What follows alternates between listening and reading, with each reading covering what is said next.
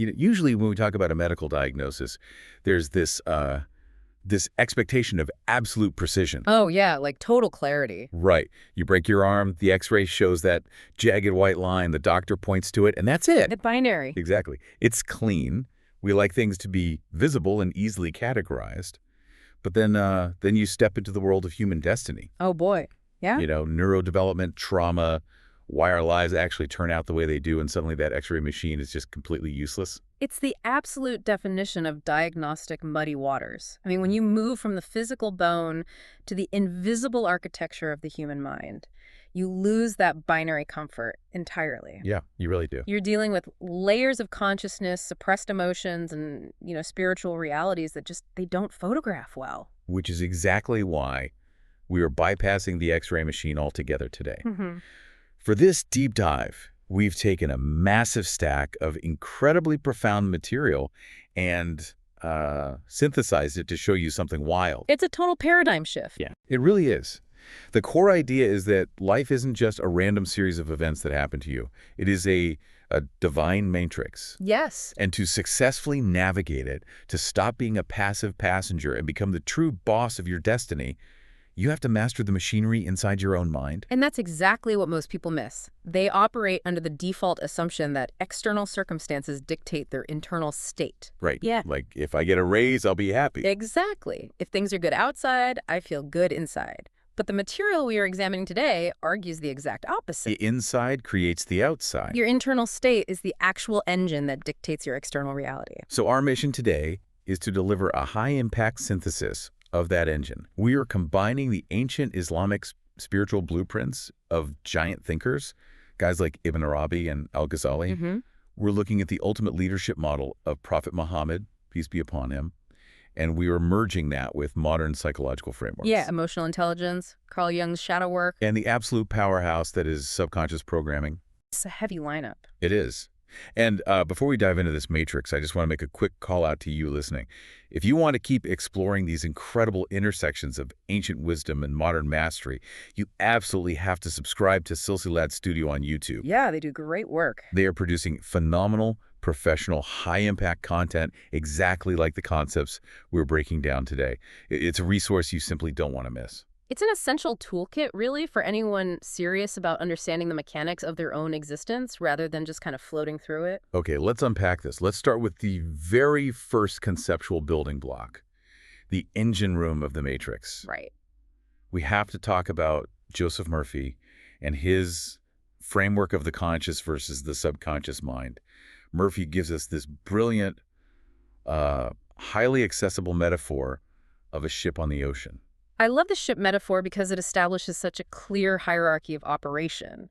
Imagine your mind is a massive ocean liner. Your conscious mind, the part of you that is awake, analyzing, listening to this deep dive right now, is the captain standing up on the bridge. Looking out at the water. Right. The captain looks at the horizon, makes decisions, calculates the route, and sends orders down below through the speaking tube. And down below, deep in the dark hull of the ship, is the subconscious mind, the engine room. Yes. And the men down in the engine room, the stokers, the mechanics, they don't know where the ship is going. They can't even see the horizon. Exactly. They don't debate geography. They don't question the orders. If the captain signals like full speed ahead into that giant iceberg, the men in the engine room just shovel the coal faster. That is terrifying. They simply execute the command with blind efficiency. And the statistic that blows my mind is that 90% of our mental life is subconscious. 90%. It's staggering. So you have this massive, unthinking power source that is just blindly following whatever the conscious mind assumes to be true. It doesn't filter for logic. No, it doesn't. It doesn't care if the order is going to destroy your life. It just builds the reality you feed it. Which brings us to the critical intersection of modern emotional intelligence, or EQ. Right. Because if your conscious mind is the captain, your emotions are basically the tone of voice shouting into that seeking tube. Oh, that's a good way to put it. The brutal truth that 99% of people miss is that success in life is not determined by your IQ. It's not about being a math genius. No, it's not determined by how smart you are or your technical talent. It is determined by how well you understand and manage your emotions. Because if you don't manage your emotions, you are essentially a terrible reactive captain sending panicked orders down to the engine room. Exactly. If you let fear or anger completely hijack your conscious mind, you are actively transmitting negative destructive orders to your subconscious. And what's fascinating here is the absolute synergy between Murphy's subconscious engine and EQ.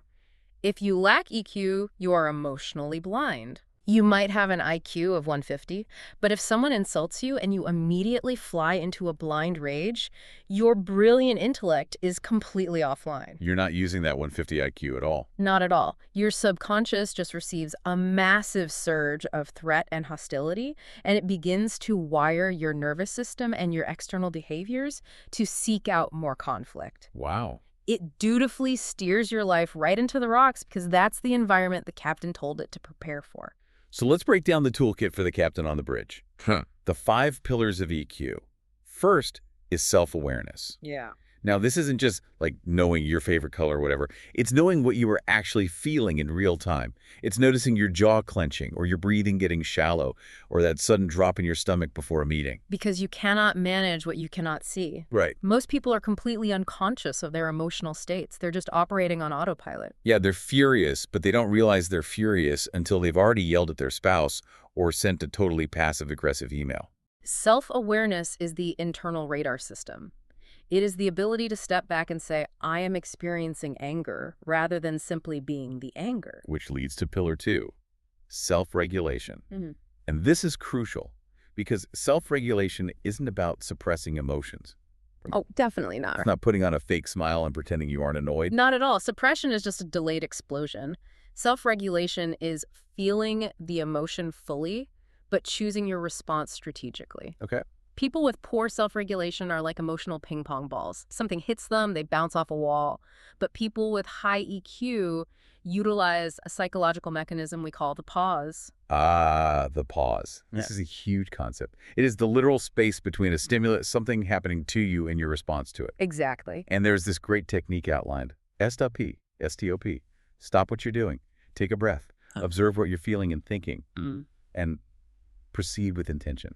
And that 10-second pause is where human freedom actually lives. Wow, that's powerful. In that gap, you stop being an animal reacting to a poke, and you become a conscious creator. When you take that breath, you are literally engaging your parasympathetic nervous system, lowering your heart rate, and bringing blood flow back to your prefrontal cortex so you can actually think. So that pause is where you decide what orders to send to the engine room. Exactly. Then we have the other 3 pillars. Motivation, which is intrinsic, driven by deep values and a vision, not just chasing a paycheck. Right. Empathy, which is reading the emotional temperature of the people around you, understanding their engine rooms. And finally, social skills, pulling it all together to influence, connect, and lead. When you develop those 5 pillars, you become a master at directing the subconscious. You stop feeding it chaos and panic. You start feeding it a clear, regulated vision. Okay, I want to look at a concrete example of someone who fed a clear vision to their subconscious, because the mechanics of this are just wild. Oh, the medical student story. Yes. The story from Joseph Murphy's work about a young boy in Australia. He wanted to be a physician and a surgeon, but he was completely broke. He had 0 resources, no family connections, nothing. He was literally cleaning doctors' offices, washing windows, sweeping floors, just doing odd jobs in medical buildings to scrape by. From an external standpoint, his reality was deeply impoverished. Right. But he understood this machinery. He knew he had to give his subconscious a target. So every single night as he went to sleep, he didn't obsess over how poor he was. He didn't focus on the lack. No. Yeah. He pictured a medical diploma hanging on a wall. He would visualize his own name on it in big, bold letters. And because he cleaned framed diplomas all day long in those offices, he knew exactly what the paper looked like, how the glass shined. He engraved that highly specific image in his mind. Yes. Notice the methodology here. He lived with that idea. He nourished it and sustained it. He didn't stress about the how. Right. He wasn't doing the math on sweeping floors. Exactly. He didn't lie awake calculating how many floors he'd have to sweep to pay for medical school because that would have generated anxiety. He just maintained the emotional reality of he felt the pride of being a doctor. And it worked. I mean, eventually, one of the doctors whose office he cleaned took a liking to him, trained him as a technical assistant, and ended up paying for him to go to medical school. It's incredible. He became a highly prominent doctor in Montreal. His subconscious literally attracted the exact mentorship and funding he needed because the captain refused to change the coordinates. It just followed the order. But I have to push back here. Oh, good. Because if the subconscious is so incredibly powerful and all it takes is visualization, why do so many people get the exact opposite of what they pray for or wish for? I mean, think about it. People pray desperately for money and they stay broke. People pray for health and they stay sick. Why does the engine room ignore them? That is the million-dollar question, and is where most people abandon this entire concept. Because it feels like a scam if it doesn't work. Right.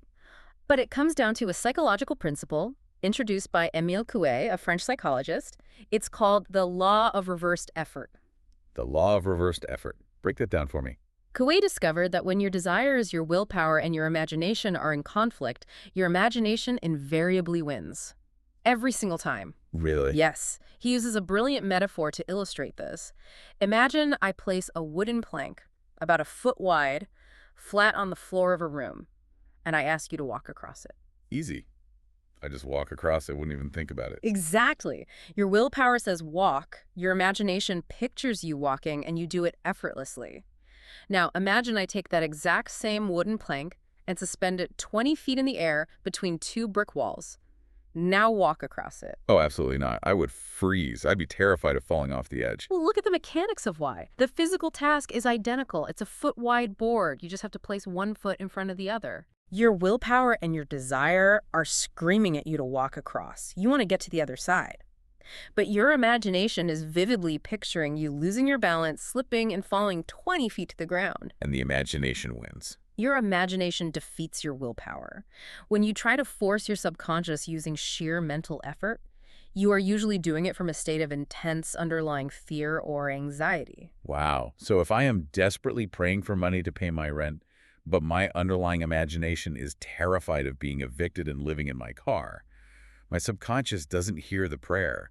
It hears the panic. Precisely. The subconscious always accepts the dominant feeling, not the words. The feeling is the language. Yes. If you say, I want healing, but I'm so scared this disease is going to kill me, I have to try harder to pray, the dominant idea occupying the engine room is the fear of death, not the hope of health. That makes so much sense. Your intense effort is actually reinforcing the negative belief. You get the exact opposite of what you force. The effortless way, the imaginative alignment, is the only way. That is a massive paradigm shift. Okay, so we have this modern psychological map of the engine, the conscious captain, the subconscious engine room, the EQ needed to steer, and the danger of reversed effort. But now I want to pivot, because if we look at the ancient spiritual mapping from our sources, they were talking about this exact same internal machinery centuries ago. They just used a different vocabulary. If we connect this to the bigger picture, it's astonishing how perfectly these systems overlay. Let's transition from Joseph Murphy in the 20th century to the great Andalusian scholar and mystic Ibn Arabi from the 12th century. Okay. Ibn Arabi spent decades mapping the human soul, which in Islamic terminology is called the Nafs, and he mapped the evolution of human consciousness into 7 distinct levels. And what's sobering is that the text suggests most people live and die entirely at level 1 or 2, never even realizing the higher levels of human potential exist. It's tragic, really. So let's start in the basement. Level 1, Nafs al-Amara, the commanding self. This is the lowest baseline of human existence. At this level, the self is entirely driven by instinct, the pursuit of immediate pleasure, the avoidance of pain, and, the protection of the ego at all costs. So level 1 Nafs is basically like having a smartphone where malicious, hidden apps are running the entire operating system, and the user thinks those push notifications are their own original thoughts. That's a great analogy. If the app says, be angry, they are angry. If it says consume, they consume. If lying serves them in the moment, they lie. Because the defining characteristic of level 1 is total unconsciousness. And what's critical to understand here is that a person's motivation for anything, even religion or morality, is entirely transactional. Meaning what? A person at this level might pray or fast or give to charity, but they are doing it purely out of a fear of punishment or a desire for a reward. It's a business deal with the divine. I put in my coins of worship, you dispense my ticket to heaven. Exactly. There is no internal transformation of the heart. Ibn Arabi points out something so tragic about this level. He says these people don't even know they are imprisoned. They think their desires are their authentic voice. They think their explosive reactions are entirely justified by what the other person did to them. Right. They have zero emotional intelligence. They have no pause. The stimulus happens, and the reaction happens immediately. The captain is asleep, and the engine room is just reacting to the waves. But then, maybe a crisis happens, or a moment of deep realization, and you wake up. You move to level 2, Nafs al-lawwama, the self-accusing self. And this is where the capacity for genuine self-reflection is born. Yes, and it is incredibly painful. I bet. At level 2, you are waking up to your own dysfunction. You start to feel actual guilt when you do wrong rather than just fear of getting caught. You are no longer an unconscious automaton. But it sounds exhausting.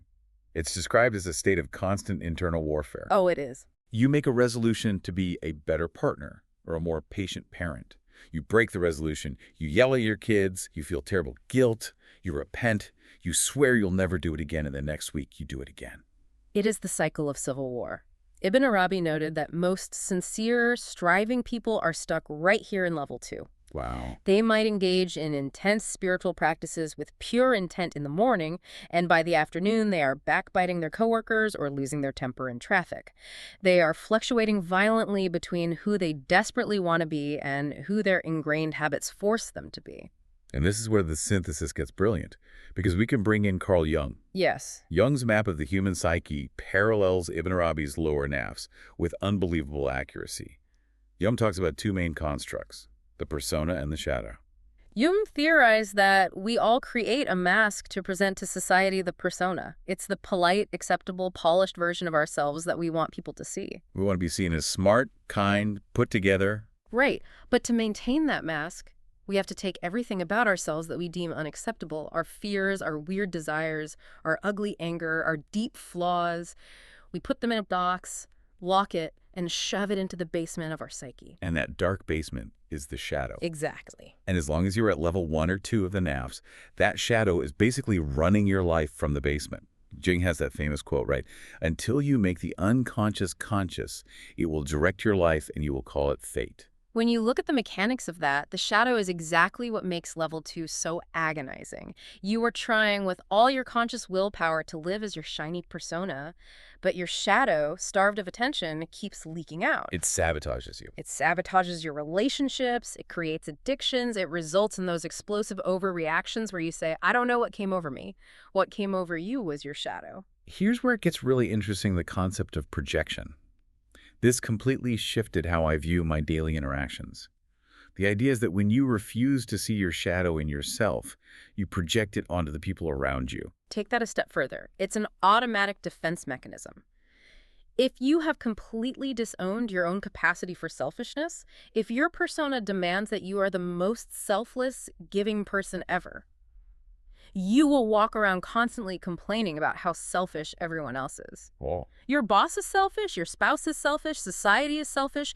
You are literally seeing your own disowned shadow reflected back at you in the faces of other people. So if I'm constantly triggered by how arrogant a coworker is, it might be because I have locked my own desire for dominance and recognition in the basement. Exactly. The things that trigger an outsized, irrational emotional responsiveness are almost always breadcrumbs leading straight to our own shadow. Okay, but descending into that basement, looking at your own shadow, confronting the raw, ugly desires of your lower nafs, that sounds terrifying. It's not easy. It's like discovering you share your house with a dangerous, unpredictable stranger. If I'm stuck in level 2, fighting this civil war, how do I actually fix it? How do we stop fighting ourselves endlessly? Both Jung and Ibn Arabi offer the same radical, counterintuitive solution. You have to stop fighting. Wait, stop fighting the bad desires, just let them happen. No, not act on them. Stop resisting their existence with blind force. Oh, okay. Ibn Arabi teaches that forceful resistance to a desire often strengthens it, which links right back to Coué's law of reversed effort. If you just suppress the urge, you build psychological pressure. Right, the plank in the air. Exactly. What you must do instead is look at the urge with deep curiosity rather than immediate moral judgment. You have to ask the shadow what it wants. Why do I have this sudden urge to belittle my colleague in this meeting? Is it really because their idea is bad, or is my shadow feeling deeply insecure and needing to assert dominance to feel safe? Oh, So instead of saying, I'm a terrible, toxic person for wanting to embarrass them, which just creates more level 2 guilt, you say, isn't it fascinating that my nervous system feels threatened right now? Why? Exactly. When you ask why, the understanding itself begins to dissolve the compulsion. This is the essence of Jungian integration. Making the darkness conscious. The goal of psychology is not to murder your shadow. The goal is to make it conscious, to understand its origin, and to take responsibility for it. When you invite the stranger up from the basement and give them a seat at the table, they lose their secret power over you. You become whole. So to get out of the basement, we have to bring the light of awareness down there. But if understanding the shadow gets us out of the basement, it begs the question, what are we supposed to do once we're on the ground floor? How do we rebuild the house? Exactly. How do we rebuild the house? And this brings us to an incredible historical figure who literally wrote the blueprint for this. Let's talk about Al-Ghazali and the Alchemy of the Heart. Abu Hamid al-Ghazali is one of the most towering intellectual figures in history, and his personal story is the ultimate case study in this process. At the absolute peak of his career in the 11th century, he was the most prestigious professor in the Islamic world. He had it all. He had wealth, fame, political influence, his persona was flawless, but internally he suffered a severe intellectual and spiritual crisis. A total breakdown, right? His body just physically shut down on him. He was paralyzed by skepticism. He literally lost the ability to speak or teach. He realized that all his brilliant theological arguments, his logical proofs, his academic debates, they were all happening on the surface. They weren't touching the engine room. Exactly, they weren't touching the engine room. He realized that the deepest truth about reality cannot be grasped through purely theoretical analysis. They require a total transformation of consciousness involving the mind, the heart, and the soul. He called this process the alchemy of happiness. Turning the base metal of the lower nafs into the gold of a purified heart. And Al-Ghazali outlines that this alchemy requires 4 specific types of knowledge. Yes. Let's walk through these because they actively rewire how a person views reality. First is knowledge of self. This means realizing you aren't just your physical body, your job title, or your bank account. If you don't know who you truly are, a spiritual being, having a human experience, you will spend your entire life trying to feed a soul with physical things, which is why the lower nafs is never satisfied. Second is knowledge of God. Third is knowledge of this world. But he frames this in a very specific way. It's knowing the world not as an end in itself, but as a mirror reflecting divine reality. What does that actually mean for the captain on the bridge? It changes your entire perceptual filter. If you view the world purely materialistically, a setback is just a tragedy. But if you view the world as a mirror, a system of signs, then every interaction, every delay, every moment of beauty or pain is communicating something to your inner state. It's fascinating. You stop asking, why is this happening to me, and start asking, what is this revealing within me? It is the ultimate framework for EQ self-awareness. And the fourth is knowledge of the next world. Understanding the eternal consequences of present choices. If you truly internalize that your consciousness continues, it completely shifts your priorities today. The petty office drama suddenly doesn't matter so much. Now, to initiate this alchemy, Al-Ghazali talks about the necessity of true repentance, or tawbah. But we have to differentiate this from the level 2 guilt trip we discussed earlier. Right. Because just feeling sorry keeps you stuck in that endless loop. I did a bad thing. I'm sorry. I'm a bad person. True. Tawbah is not an emotional wallowing. It is a fundamental structural reorientation of your consciousness. It is turning away from reliance on your own ego's control and turning toward complete dependence on divine guidance. It's a pivot of the soul's direction. And he pairs this internal pivot with what he calls riyada, or spiritual discipline. And this is where Al-Ghazali's ancient wisdom bridges right back to our modern subconscious programming. It really does. He prescribes the practice of vigilant self-examination, reviewing your actions at the end of the day. But let's look at how modern psychology uses this exact same window. Let's talk about the Baudouin technique. Named after Charles Baudouin from the New Nancy School of Healing. Yes, this is a brilliant synthesis. Baudouin focused on using the drowsy state just before sleep to program the subconscious. Because when you are drowsy, your conscious mind's resistance is lowered. The captain is falling asleep at the wheel, so the heavy iron door to the engine room is wide open. Exactly. During the day, if you tell yourself, I am a patient person, your conscious mind argues with you. It says, no, you aren't. You just yelled at the barista. Right. But in the drowsy state, the critical faculty is subdued. So, linking this to Al-Ghazali's self-examination, Mm-hmm. You take a scene from your day where you failed. Say you were irritable with your spouse. You look at the scene without heavy level 2 emotional judgment, and then you rewrite it in your imagination. You literally play a movie in your mind where you respond the way you wish you had responded. You picture your spouse saying the triggering thing, but in your imagination, you take the pause, you smile, you speak calmly, you give your nervous system a brand new alternative. The subconscious learns through imagery and feeling, not through logical lectures. If you repeatedly play the rewritten positive scene as you drift off to sleep, you are literally laying down new neural pathways. You are changing the tracks in the engine room so that the next time the stimulus occurs, the default automatic reaction is patience, not irritability. Okay, but let me play devil's advocate here. Sure. Is this just a spiritual hack? Earlier, we talked about Joseph Murphy's thank you technique, the story of the broke guy who just repeated thank you for my wealth over and over until he bumped into an old boss and became a vice president. Yeah. If I just visualize a massive check or a promotion while I fall asleep, am I doing Al-Ghazali's spiritual alchemy? Is manifesting a sports car the same as purifying the heart? That is a vital distinction. We have to draw a very clear, hard line here. Murphy's techniques are highly effective mechanics. They are the laws of psychological gravity. They work to bypass the conscious mind and communicate with the subconscious. Right. But Al-Ghazali demands that the psychological machinery be aligned with an objective moral and spiritual reality. Meaning what, practically, for the listener? Meaning, if you are using advanced subconscious reprogramming techniques just to feed the endless appetite of your Nafs al-Amara, just to get more money, more ego validation, more power over others, without purifying your heart and seeking alignment with the divine, you are engaging in spiritual narcissism. Oh, spiritual narcissism. You are using a profound, sacred tool to dig yourself deeper into the basement. You might get the sports car, but you will remain internally fractured. Al-Ghazali's alchemy requires that your desires themselves be elevated and purified, not merely gratified. Oh, wow. Okay, so it's not just about getting the engine room to follow orders efficiently. It's about making sure the captain is actually charting a course toward higher ground. Exactly. Which brings us to the ascent. Let's look at what actually happens to a human being when they start moving up Ibn Arabi's map of the soul. Level 3, Nafs al-Muhammad, the inspired self. This is a beautiful transition point. At level 3, the constant, exhausting civil war of level 2 begins to quiet down. You develop genuine discernment. This is where intuition really awakens. And the pause we talked about in emotional intelligence. It is mastered here. The desires of the shadow still arise. You still feel the flash of anger or greed, but there is massive space between the feeling arising and you acting on it. You can feel anger without immediately becoming an angry person.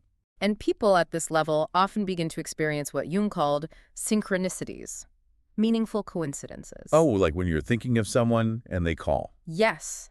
You need a specific piece of information, and you overhear a conversation in a coffee shop that provides it. Ibn Arabi explained this as the universe becoming responsive to a consciousness that is finally aligning with the divine will, rather than fighting it with the ego. But there is a trap here, right? The danger at level 3 is spiritual pride. You feel so inspired, so full of intuition, you think you've arrived. You think you're a guru. It's very common. But you have to keep climbing, which leads to level 4, Nafs al-Mutmainna, the tranquil self. At level 4, reactivity entirely ends. Things happen in the external world, and you respond from a deep, unshakable, calm center. The commands of faith or morality are no longer external rules you have to force yourself to follow. They become your natural internal inclinations. The law and your heart become one. That's incredible. You give to charity because it is your very nature to give, not because you're trying to earn a reward. Imagine how that looks in daily life. Imagine you are pitching a project at work and your boss completely shreds it in front of the whole team. A level 1 Nafs will shout back or storm out. Right. A level 2 Nafs will smile politely, swallow it, but go home and drink themselves to sleep in resentment. But a level 4 Nafs, a tranquil self, can look objectively at the situation. They discard the boss's nasty tone, extract the useful data from the feedback, and calmly pivot the project the next morning. They don't need a 3-day mourning period for their bruised ego. Exactly, because their persona has been dismantled. They don't derive their worth from the boss's approval. That sounds amazing, but level 5 is where it gets truly hardcore. Nafs al-Radiyya, the pleased self. Yes, the Quran refers to the soul returning to its Lord, pleased and well-pleasing. At level 5, the person completely stops having preferences about what happens to them. Wait, stops having preferences? They are actively pleased with hardship, seeing every single decree as a perfectly tailored gift from the divine. Now wait, I have to play the skeptic here, because it is very easy to lose your job or get a devastating medical diagnosis and just paste a fake smile on your face and say, praise God, it's all good, I'm so pleased. How is this different from toxic positivity or what psychologists call spiritual bypassing? That is a crucial distinction. False detachment spiritual bypassing is when you suppress your real human feelings of grief or anger and pretend everything is fine because your spiritual persona demands it. That is just pushing the pain into the shadow. Right. But Ibn Arabi says that true pleasure with the divine decree shows up in the physical body. Your chest actually expands in difficulty. Your internal energy increases. Oh. If you are faking it, your nervous system knows. Your body keeps the score. Yes, your body keeps the score, your shoulders are tense, your digestion is wrecked. At true level 5, the normal human feelings of physical pain or sadness remain, but underneath them is an unshakable, joyful pleasure in the absolute wisdom of the divine decree. You trust the author of the story so much that you love the plot twists. That is profound. And then we reach level 6, Nafs al-Mardiya, the pleasing self. Here, the duality completely collapses. Your will and the divine will become indistinguishable. You become a pure instrument of grace. You no longer have personal agendas. You don't act to earn spiritual ranks or achieve societal recognition. You act naturally from your state of alignment the exact same way a tree produces fruit. It just does it by nature. Wow. Ibn Arabi says people at this level are often hidden. They might be living completely ordinary lives as shopkeepers or teachers or mothers, but their consciousness is so pure that divine grace literally flows into the world through their presence. And this ascent maps perfectly to Carl Jung's ultimate psychological goal, individuation. Yes, individuation is not about becoming a perfect, flawless robot. It is about becoming whole. It is the long, painful, liberating process of dismantling that fake persona, integrating the dark shadow from the basement, and living from your true, authentic center. It's when you completely stop outsourcing your attention and your self-worth to what the herd thinks of you, and you become real. So what does this all mean for the learner listening to this right now? I mean, reaching these high Nafs levels or achieving total Jungian individuation, it almost sounds like you detach so much that you just float away on a cloud, totally disconnected from the gritty real world. Right. How is a tranquil self or a pleasing self practical for someone who has to commute to work, manage a team, or run a competitive business? That is a very common misconception. People think spiritual elevation means passivity. It means sitting in a cave meditating while the world burns. But the exact opposite is true. People at level 4 and above are incredibly, sometimes terrifyingly effective in the real world. Why? What makes them so effective? Because they waste absolutely zero energy on internal friction. Think about how much of your daily energy is burned up fighting your own shadow, worrying about what people think of your persona, panicking over setbacks, or managing your anxiety. It's exhausting. The tranquil self has none of that drag. They are the ultimate boss of their destiny because they flow with the divine matrix, not against it. They read situations with total clarity. They respond to crises with supreme emotional intelligence because their fragile ego isn't clouding their vision. They execute flawlessly. Which brings us to the absolute pinnacle of our deep dive, the ultimate proof of this concept, segment 5, the ultimate boss, the prophetic model of leadership. Ibn Arabi's map does not end at level 6. It culminates at level 7, Nafs al-kimiyada, the perfected self. Fatigue. Yes, and he identifies Prophet Muhammad, peace be upon him, as the seal of this station, the complete unblemished mirror in which all divine names and attributes reflect without distortion. And what's so incredible about examining this through our modern lens is that we don't just see a spiritual fairy tale. We see the ultimate documented historical synthesis of emotional intelligence, shadow integration, and subconscious mastery. Look at his preparation. Before he ever received revelation or took on leadership, he spent years working as a shepherd in the harsh valleys outside Mecca. Being a shepherd in that environment is rigorous psychological training. It builds immense patience, deep empathy, and the ability to care for the vulnerable without any audience applauding you. It's total isolation. Exactly. It provided profound solitude, training him in introspection away from the noise and toxic tribalism of Meccan society. He was building the ultimate emotional regulation architecture required for the massive weight of what was to come. And he absolutely needed it. Let's look at extreme emotional regulation. The history talks about the year of sorrow. Within a very short span, His beloved wife Khadijah died, and his uncle and political protector Abu Talib died. He lost his emotional support and his physical protection in Mecca. The persecution became unbearable, so he travels by foot to the neighboring city of Taif to ask for asylum and protection. And the leaders of Taif not only rejected his plea, they mocked him brutally. They set the crowds and the youth of the city on him. He was chased out of the city, pelted with stones until he was bleeding so badly his shoes were filled with blood. He finally collapsed in an orchard under a tree, completely alone. From a psychological perspective, that stimulus is extreme physical, emotional, and social trauma. The natural level 1 Nafs reaction, which most of us would feel, is pure rage, vengeance. I hope your city burns to the ground. But look at his response in the pause. In that agonizing space between the brutal stimulus and his response, history records that he prayed for them. Wow. He prayed that even if they rejected the message, perhaps from their descendants would come people who worshipped God. He did not let the external trauma dictate his internal state. He did not let the cruelty of others plant seeds of hatred in his own subconscious. This is the absolute pinnacle of the tranquil and pleased self in action. Extreme emotional regulation under devastating, life-threatening pressure. And then look at his social skills and empathy, the highest pillars of EQ, when he later migrates to the city of Medina. He arrives in a city totally fractured by generations of bitter, bloody tribal warfare. He doesn't arrive as a tyrant or a conqueror to force them into submission. He drafts the constitution of Medina. He manages incredibly complex, delicate group dynamics between the native Arabs of Medina, the refugee immigrants fleeing Mecca, the various Jewish tribes, and the remaining pagans.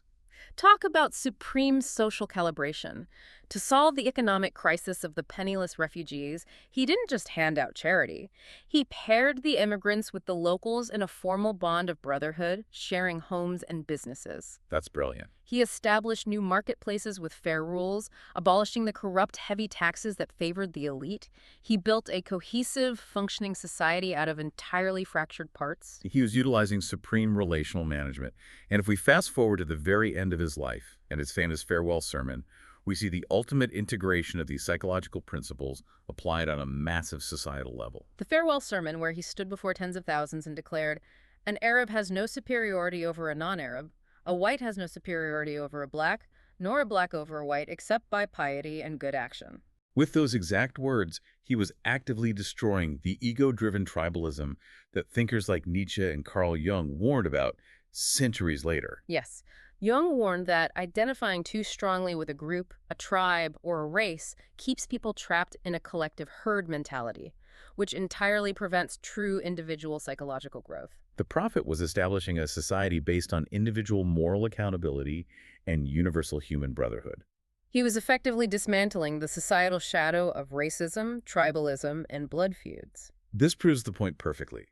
The Prophet didn't achieve the perfected self by escaping the world to meditate on a mountain forever. He achieved it by transforming the world. His internal mastery, his absolute command of his internal engine room, is what allowed him to revolutionize the external environment of human history. Exactly. The ultimate goal of this deep internal alchemy isn't isolation, it is service to the community. There's a famous story of the Prophet and his closest companion, Abu Bakr, hiding in a small cave during their escape from Mecca. Armed assassins were literally standing right outside the mouth of the cave. Abu Bakr was terrified, which is the normal human reaction when swords are inches away. But the Prophet's internal state was so unshakably tranquil, his reliance on the divine so absolute, that his emotional state was literally contagious. He turned to his friend and said, "Do not be sad, God is with us."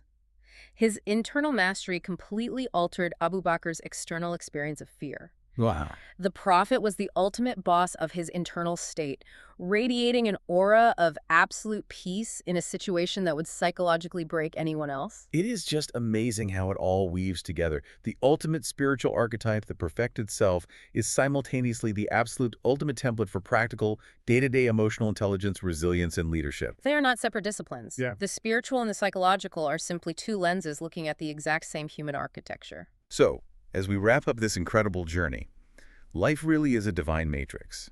It is not a random series of chaotic events happening to you. By mastering the subconscious engine room with emotional intelligence, by bravely descending into the basement to face and integrate our Jungian shadow with curiosity, by elevating our Nafs through Al-Ghazali's Alchemy of the Heart, and by modeling the perfect emotional and spiritual leadership of Prophet Muhammad, peace be upon him, we take the reins. We stop being reactive passengers complaining about the turbulence. We become the boss of our destiny. We finally align our conscious intent, our massive subconscious power, and our deepest spiritual purpose. If you want to keep exploring these incredible intersections of ancient wisdom and modern mastery, please make sure you subscribe to Silsilad Studio on YouTube. They are producing phenomenal professional content just like this, and it will seriously level up your understanding of these frameworks. Before we go, I want to leave you with one final thought to chew on. We've spent a lot of time today talking about how mastering your internal state changes your own external reality. But think about the story of the cave we just mentioned.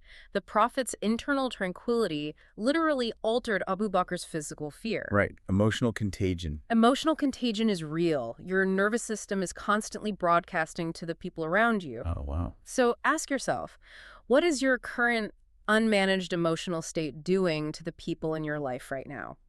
When you walk through the front door after a stressful commute, or when you log into a team meeting carrying the unresolved anxiety of your shadow, are you accidentally programming the subconscious minds of your children, your spouse, or your employees with your own internal chaos? That is a heavy question. You aren't just the captain of your own ship. Your wake affects every smaller boat around you. What kind of waves are you making?